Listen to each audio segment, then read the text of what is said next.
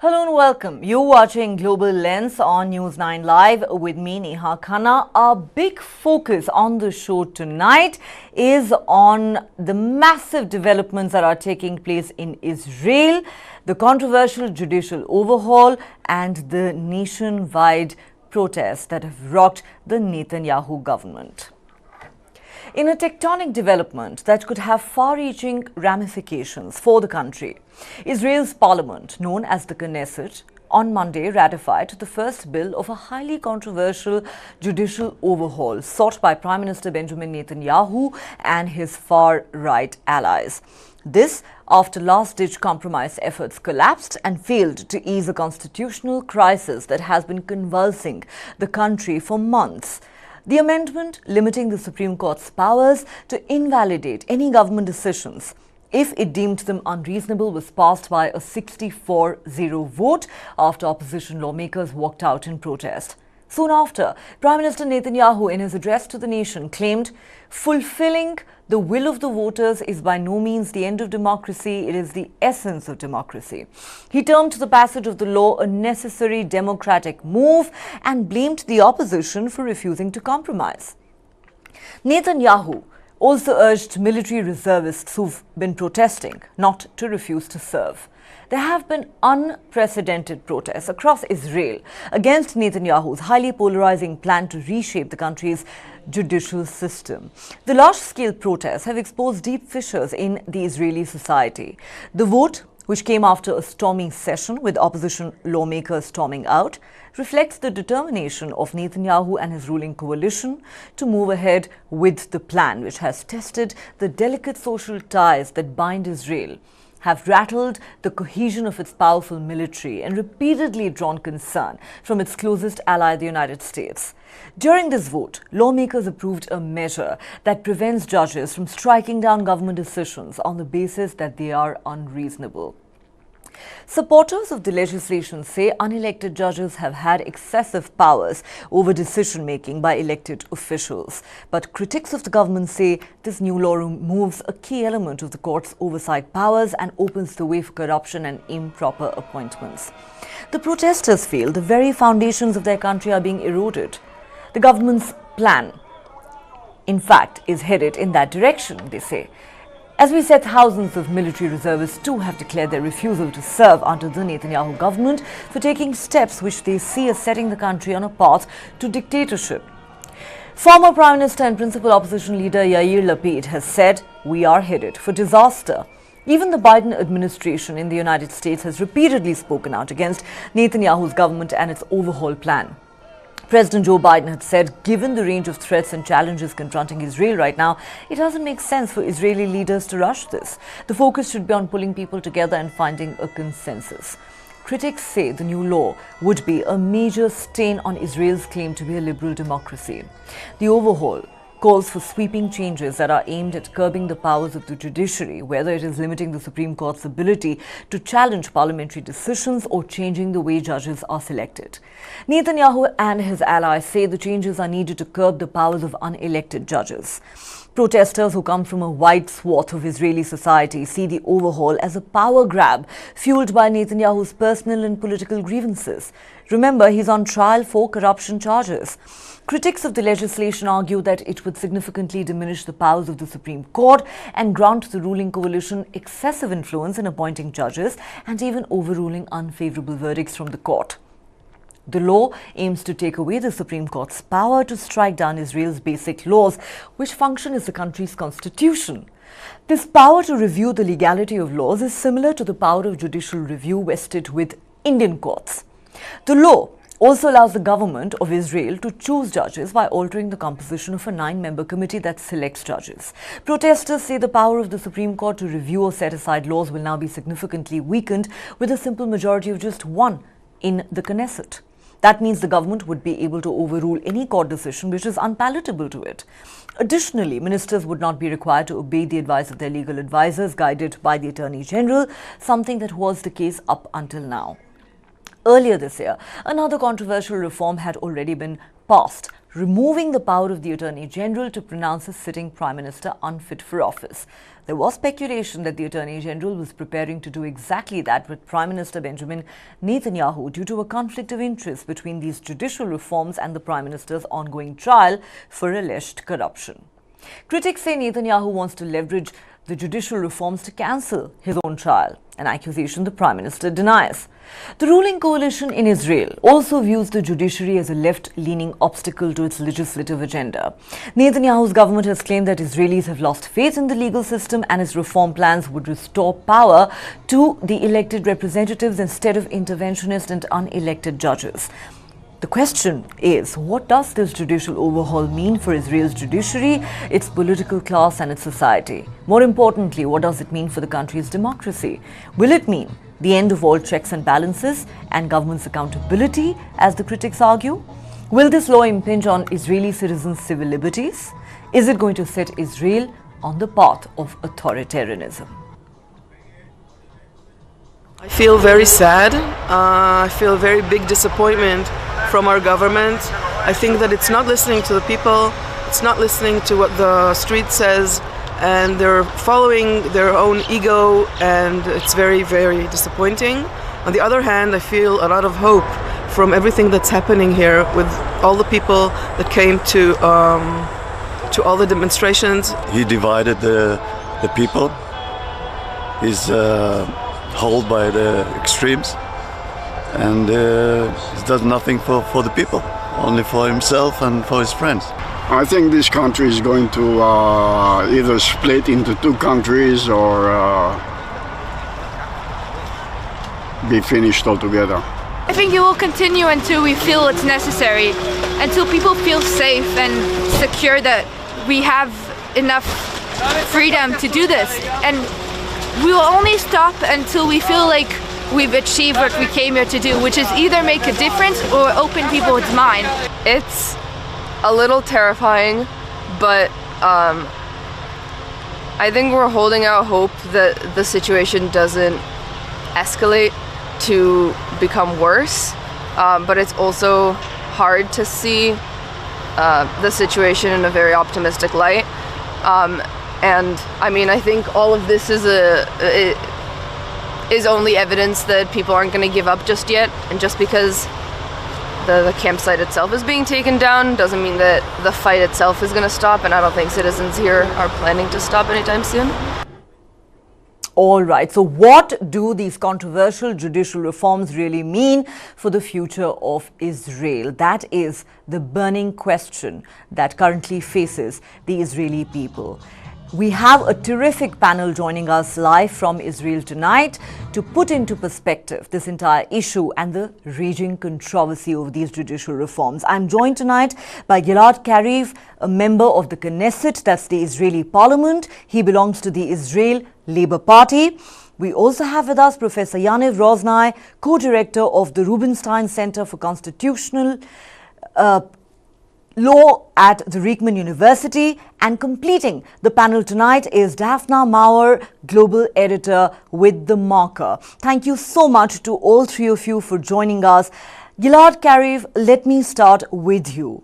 Now, we've seen how Israel has been rocked by nationwide protests since the beginning of this year, but clearly that has made absolutely no difference to the Prime Minister and his government of far-right parties who have decided to press ahead with these controversial judicial reforms.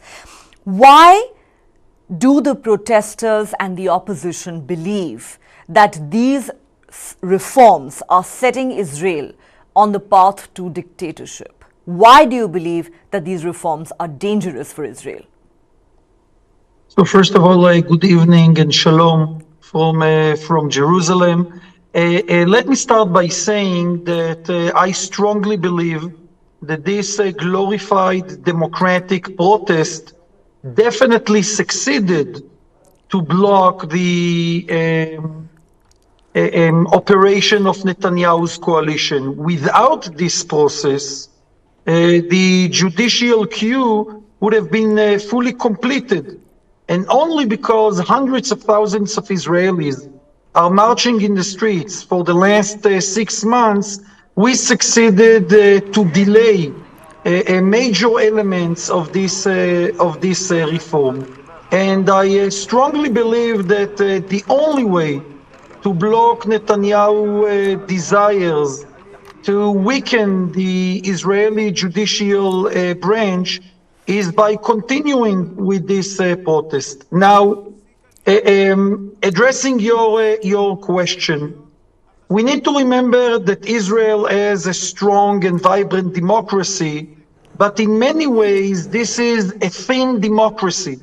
We do not have a sophisticated or well-developed system of checks and balances for different historic reasons.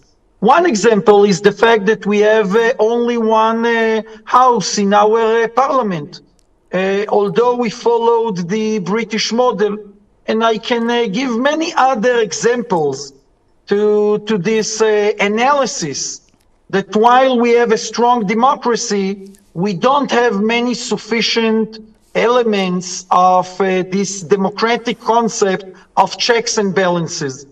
And Netanyahu's desire is to remove the power of the most efficient mechanism that we have, and that is the judicial, constitutional, and administrative overrule authority. And they are doing it without suggesting any alternative mechanisms. So it is quite clear that the main goal of this reform is not to amend the Israeli political and constitutional structure. It is all about giving more powers to the executive branch and lowering the constitutional and legal restrictions over the actions of this very strong branch of government.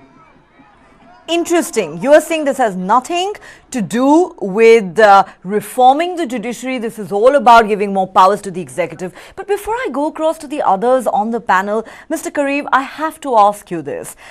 This particular bill was passed in the Knesset on Monday by a 64-0 vote. Now, I know that the opposition lawmakers walked out in protest, but the question is that if you are so strongly opposed to this legislation, people have been, protesting on the streets of Israel for the last 6 months, then why should the opposition not vote against the legislation? Why walk out? Why allow the government to ramrod a controversial legislation like this through by a 64-0 vote? The only reason why we walked out the Knesset plenary was in order to send a very strong message that it is not only the content of the legislation which is disturbing, it's also the procedure.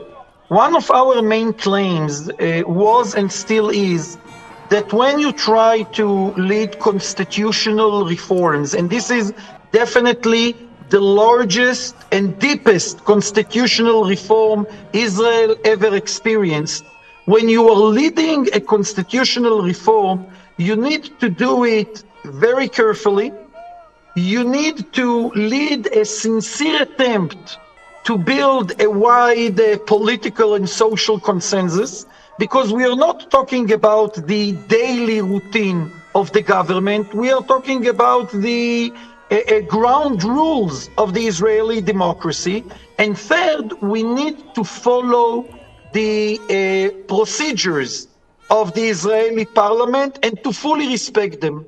And unfortunately, this government and this coalition are violating the most important procedural norms of the Israeli parliament. And the way to tell the Israeli audience that we are not only against the legislation, but we also think it's not legitimate under democratic terms, was to walk out the plenary. And I think that 64 versus 0 presents this message in a much stronger way than 64 versus 56. All right. You are saying that you chose to register your protest by walking out rather than voting against this legislation. Let me now get a word in from Dafna Maor. Ms. Maor, you would agree that the kind of protest that we've seen in Israel since the beginning of this year have exposed unprecedented fissures in Israeli society. Now, the government and other supporters of this legislation say that unelected judges have had excessive powers over decision making by elected officials that needed to be checked and corrected. However, critics of the government say that essentially this is going to end all judicial oversight and government accountability. There are going to be no checks and balances. This is going to pave the way for more corruption and improper appointments. And the protesters have gone as far as to say that the very foundations of Israel are being eroded by the Netanyahu government and his far-right allies. How do you see this debate that's raging in Israel? So for 75 years, Israel has been, it was born a democracy around the same time as India. And for 75 years, including Netanyahu's previous governments, we had a social political contract between the public, the people of Israel, and its government and governing establishment, that it will be a liberal democracy. And in the last election, the current government won by a very narrow margin, a few thousand votes, without telling their voters, those parties, without telling their voters that they're going for this coup, for this overhaul. So breaking the social contract, as Gilad said, needs changing the social contract, needs a broad agreement, and there is no broad agreement as we see. I have to say something to understand why Israelis are protesting for 27 weeks with such devotion and energy and putting their lives on hold. You have to look into these 75 years. The majority of people agreed to things that in most countries would be considered not so normal, to live under war and rockets, and we have the highest cost of living in the developed world. We have army service which is mandatory without pay, and we accept all these things in order to keep alive this project that is called Israel, and which has been very successful. It had its faults. No one says it's perfect. We live with religious dictates. We don't have public transportation on Saturday, for example.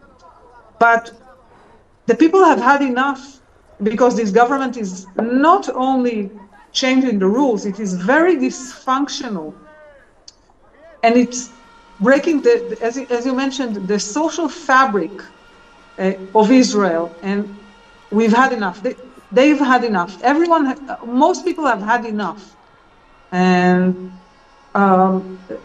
so if you want to ask why is it so, why people are protesting so hard, you have to look into the reasons that this overhaul is being done. We have a very weak prime minister under serious indictments, criminal indictments, that is seeking to find his way out of conviction and out of prison. And this weak prime minister is letting his coalition partners, which are the most extreme parties ever to be part of the Israeli government, to basically blackmail him into two things. The first is corruption, base monetary corruption, taking as much as budgets as possible for their own interests. And the second thing is more ideological. We have people who truly believe that they want to take away the court's powers and to annex it to the government in order to change the basic rule of law in Israel. And these are the reasons. And the argument about the judiciary versus the legislative branch and the government. I think it's more a cover for what is going on now. So this is the reason the protest is so vehement, and the government's rationalization is just a smokescreen. All right. So what happens next? Because clearly the people are refusing to go back home, but it seems the government is not listening. However, Professor Yaniv Rozani, here's the irony. While the protesters and all the critics of this legislation say that it is eroding Israel's democracy, the Prime Minister, in his address to the nation on Monday, says, fulfilling the will of the voters is by no means the end of democracy. It is the essence of democracy. The passage of this law was a necessary democratic move. How do you respond to that? And I also want to ask you this question that I put to Gilad Kariv. Do you not believe the opposition would have made its point better by actually voting against this bill rather than by walking out in protest?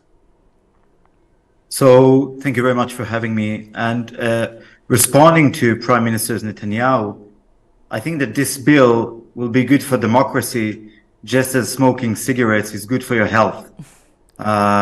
This amendment, in a way, undermines checks and balances. It weakens gatekeepers. It provides more power to the executive. Basically, the government they don't feel confident with these limitations that they have to act in a reasonable manner, so they're removing it. Who assures us that the next stage would not be removing proportionality or conflict of interest? And I think that the big problem is that the ministers and the government, they themselves are telling us that this is merely the amuse-bouche, the salads that would open the appetite for the rest of the judicial overhaul. And unfortunately, we, the citizens, are the buffet. And I think this is the main risk. This bill that was enacted yesterday, some will say that is a minor thing, just limiting administrative review. However, it is precisely this bill that would allow constitutional capture, that would allow weakening gatekeepers.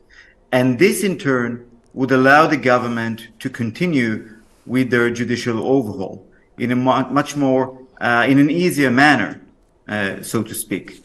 But it's not the end of the story, because various petitions were submitted to the court, and now there is the question whether the court will adopt Indian-style basic structure doctrine when it reviewing this amendment. Of course, there is no doubt that this amendment violates rights. The only question is whether it undermines the core values of the state as a democratic state. And I think the biggest task here for the court is to look at the big picture. Because if they would analyze each coming amendment on its own, they might miss the forest by focusing on the trees. And we know nowadays that democracies die in an incremental manner and subtle manner. So I think they would have to look at the big picture and put the red line already at the beginning in a militant democracy style. I hope they will do so. Okay, interesting. Let me go back to Gilad Kariv at this point. Mr. Kariv, of course, many critics of the government, even the opposition, have pointed out that Netanyahu, the Prime Minister, is pursuing a personal agenda here. He is on trial for alleged corruption, and that he is hoping to leverage these so-called judicial reforms to set aside his own trial. That is, of course, an accusation that he denies. But the question is really, What are the options now that are available to the opposition, to the protesters, to all the dissenters who've been out on the streets, given that the Knesset has already passed this law? And, you know, I've read that the opposition wants to approach the Supreme Court. But the irony is that this legislation is meant to undercut the same institution. Do you believe the Supreme Court of Israel today is in a position to actually sit in and review the very legislation that aims to undermine and diminish its powers? So it's important to say that we already addressed the Supreme Court.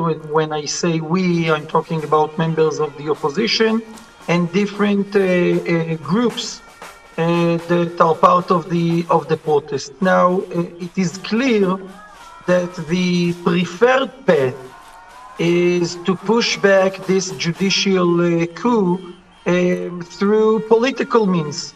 Unfortunately, our government, although it was approached by the Israeli president and many worldwide leaders, and you mentioned the American president, Joe Biden, our government, Netanyahu's government, chose to move forward.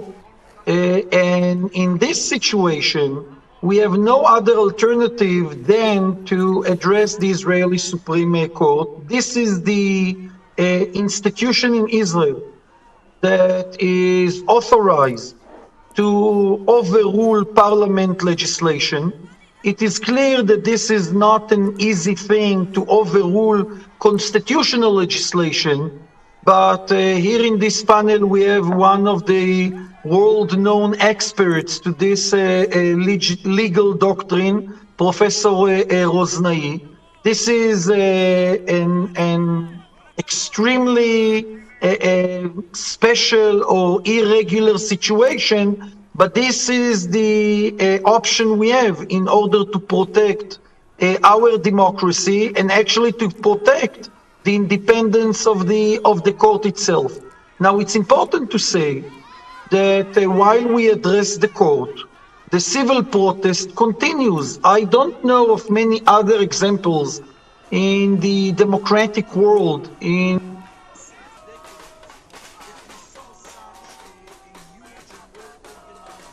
protest, and I strongly believe that in the end it will have its impact. I can tell you that leading members of the Likud party, of Netanyahu's party, are telling us that they are very close to their political and ideological red line, and I strongly believe that if Netanyahu continues, in the end it will take his coalition down.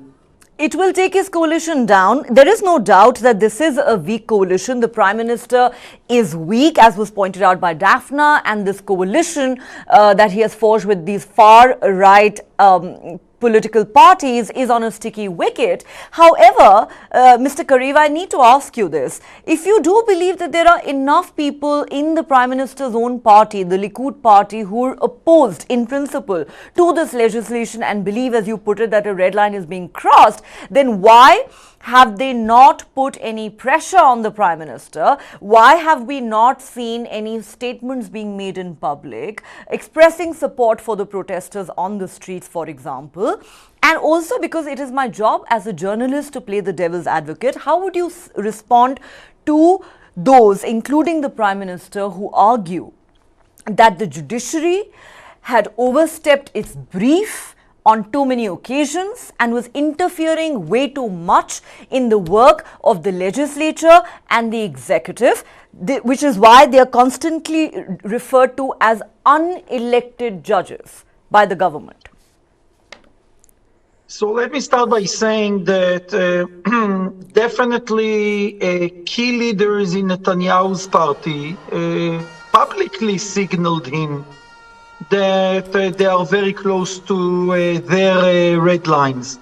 Netanyahu's desire to change the way we elect or appoint judges was blocked by some of his leading ministers. Now, unfortunately, yesterday, they already say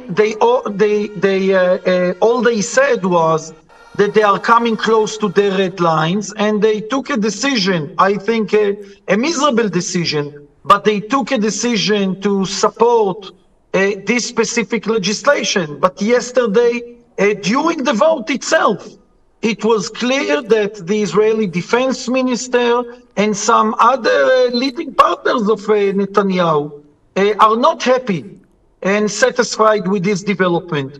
And one of the main goals of this democratic protest is to place pressure, or to continue to press political and public pressure on those ministers. And we expect them to follow the things that they are telling us quietly, and that they will be part of this,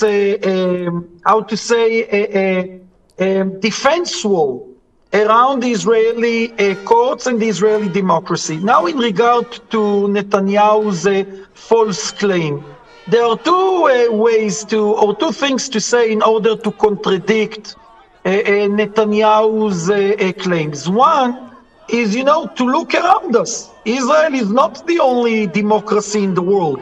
In the end, we can compare the involvement of our judicial branch in the work of the government and the parliament. We can compare it to other strong and vibrant democracies.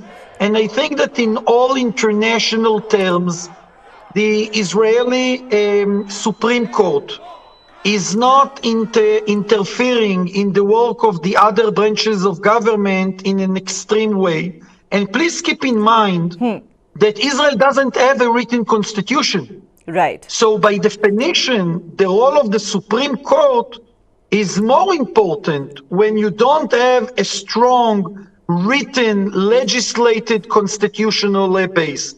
And the second thing we need to say, and again, you have better experts in the panel than myself, we are not ignoring the need to suggest different amendments to the constitutional system in Israel. We are a young democracy in the end.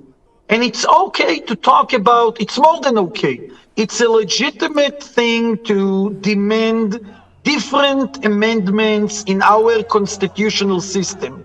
Okay. It is not legitimate to do it in a rapid way, to do it without the desire to reach or to establish a wide social consensus, and it's not legitimate to do it only in a way that brings more power to one branch of government. This is not legitimate. This is not legitimate, and I must confess that I am somebody who truly believes that, for a democracy to remain robust and vibrant, you must have a strong judiciary. So I am not questioning your argument one bit, and let's not forget that even in the world's oldest democracy, the United States Supreme Court in the very recent past has come out with some very unexpected rulings, setting aside many decisions taken by the Biden administration and also setting aside some of its own rulings of the past. These things happen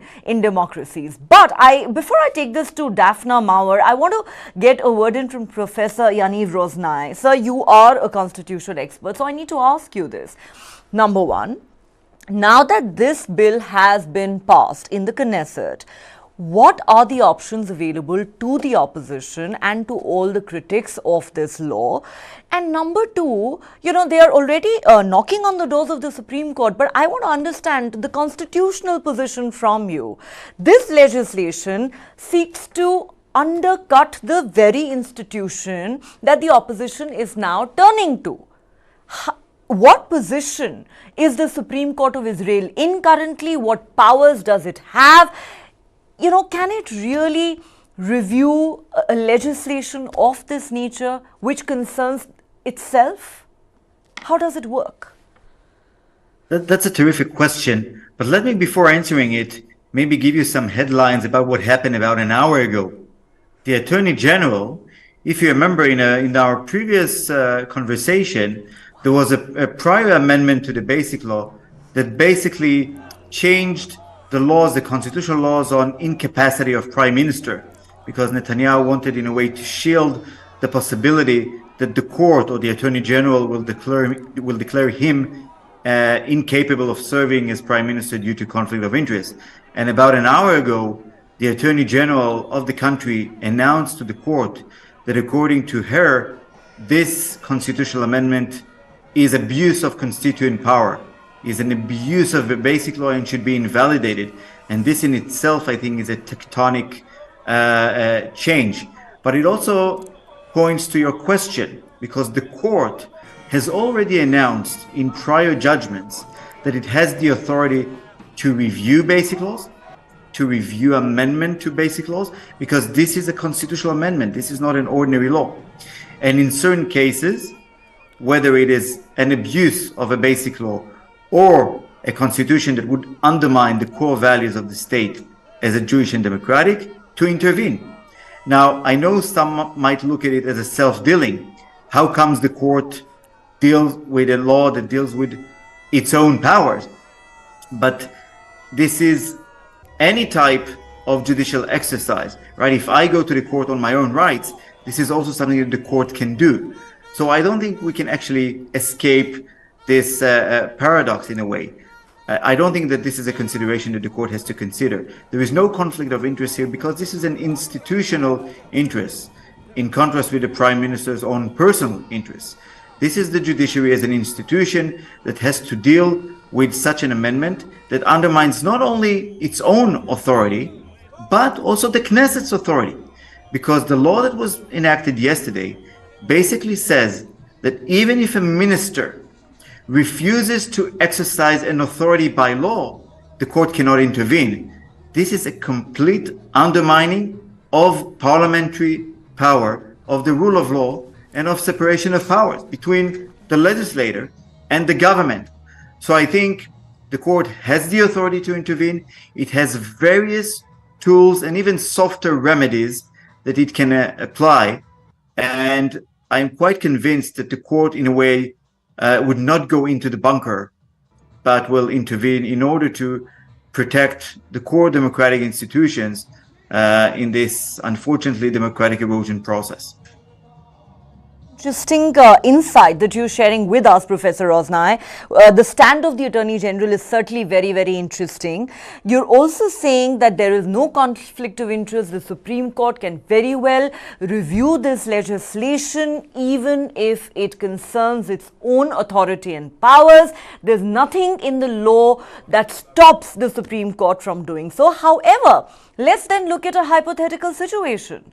Let's say that the Supreme Court decides to strike down this legislation, as it has done many times in the past. What we are going to see is, the executive and the judiciary once again being on the path of confrontation. How is that stalemate then going to be resolved? So I have to clarify something. If the court intervenes here, this would be the first time that the court strikes down an amendment to a basic law. So the court in the past said it has the authority to do so, but this would be the first time that it would actually exercise it. So it is indeed an unprecedented case. If this will be indeed the case, and the government will refuse to act accordingly, this will indeed be a constitutional crisis. However, it is extremely difficult for me to see the government refusing to comply with the judgment of the Supreme Court saying that certain amendment to a basic law is unconstitutional. I do not see it happening. And I have no doubt that the bureaucrats, the military, the police, the Attorney General, everyone will comply to the court's ruling, and so should the government. And I have no doubt that if this will be the case, the government will comply. Okay, that's very optimistic of you, given that the government has not paid any heed to any of the protesters for the last 6 months, but you are confident the government will comply. But do you not believe, final question, Professor Rozani, that the Netanyahu government would have certainly taken this possibility into consideration while deciding to press ahead with this controversial legislation in the face of all these protests? Surely they would have a plan B at the very least. You need to understand the zeitgeist of this government. For them, this is a win-win. They can tell their political base, look, we're pushing forward with what we promised. And if the court invalidates it, then they will say, look at this elitist left-wing court undermining popular will. So they will simply use it for their own political rhetoric. For them, it's a win-win. They don't care about the implications. All right, it is a win-win for the government. They don't care about the implications, but Israel, in a sense, headed now towards a constitutional crisis. I think that is the million-dollar question. Are we going to see the Supreme Court strike down this amendment to a basic law? You said it would be unprecedented if it does so, and there is nothing stopping the Supreme Court from doing so. How will the government react? Will the government really comply, or are we going to see the two institutions once again on the path of confrontation, and will that result in a deadlock and a constitutional crisis? What is the way ahead? And it looks at the moment like there is certainly no end to these protests, which also are in many ways unprecedented in Israel. Well, on that note, a big thank you to all my panelists. It's been absolutely wonderful having you all, Gilad Kariv, Professor Yaniv Rozani and Dafna Maor. Thank you so much for joining us from Israel and explaining to us the complexity of this entire issue that Israel currently faces. All right, this is a story we will continue to closely track here on Global Lens. As we said, the protests are far from dying. What happens next is the big question. All right, time for us to take a quick break. Don't go anywhere. We have lots more coming up for you on the other side.